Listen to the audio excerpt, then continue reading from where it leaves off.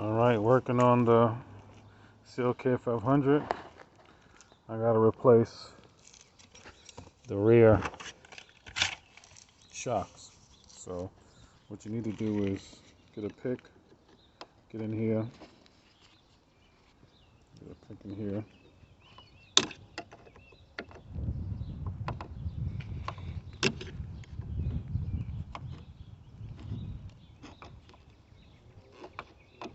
Separate this.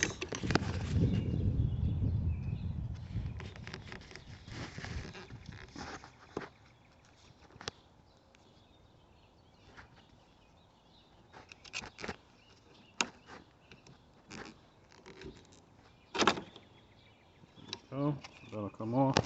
Get the bottom one here. Same thing. Pick in here. Take that out. Get your screwdriver.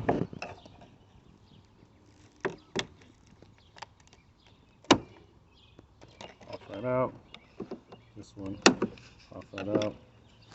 Like that. Now that it's out, you get the new one. Pop it in. Easy as 1, 2, 3.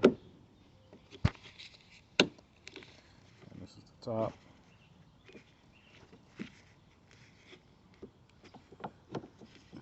Get it in there.